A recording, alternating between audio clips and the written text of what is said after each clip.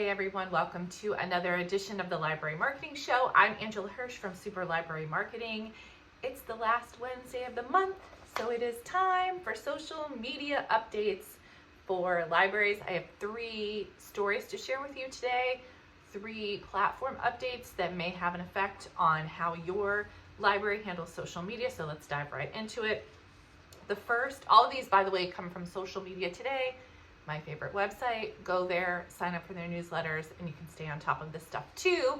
Like this story, which talks about a new Twitter function that would allow you to untag yourself or unmention yourself from a Twitter thread. So let me explain this a little bit. I will put a link to this article in the description so you can read more about it. Basically, the idea behind this is if someone in your community is talking trash about your library and mentions your library in the thread, you can go in and remove that tag so that your library is actually not tagged as part of that thread. It won't delete the thread. They may continue to talk trash about you, but at least the people who are seeing it won't be tagging your library as part of it.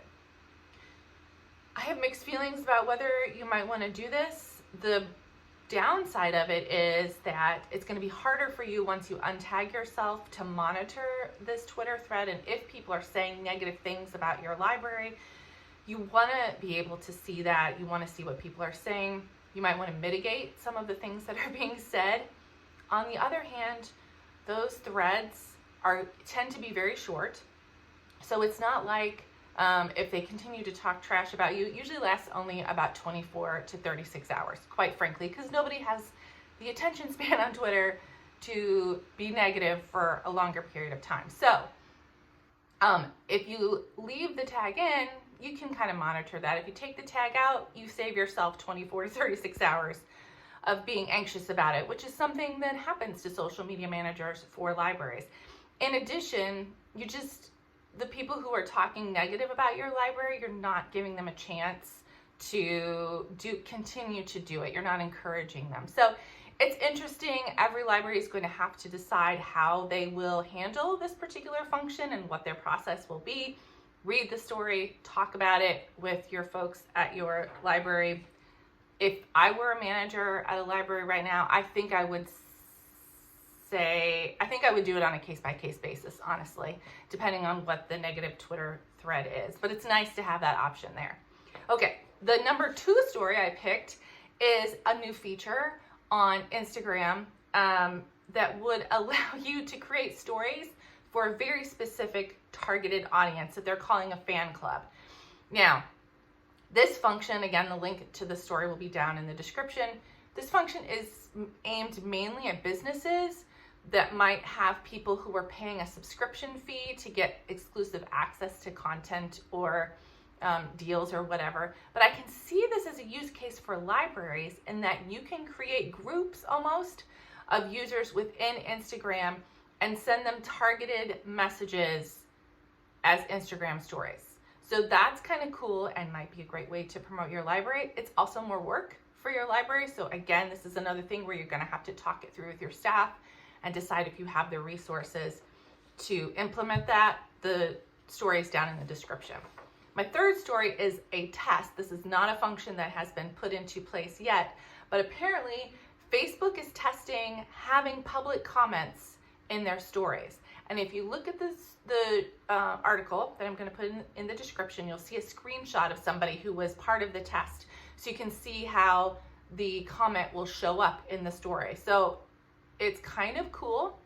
It shows up actually as a person is watching the story rather than having to scroll down to see the public comments. It has a couple of implications. One is, as you're framing your stories, you're going to have to think about the comments being at the bottom if there are any.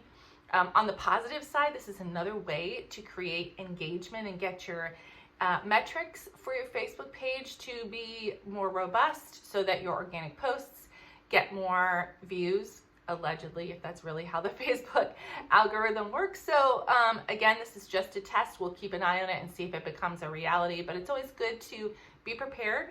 So read the story down in the description. You can suggest a future topic for the Library Marketing Show by going to superlibrarymarketing.com and clicking on the Library Marketing Show tab. You can also nominate someone for kudos at that same tab. I would love to hear who you think in the library world is doing a great job. So nominate people for kudos. For me, this week, I have picked another individual for kudos. This is Karen Jensen.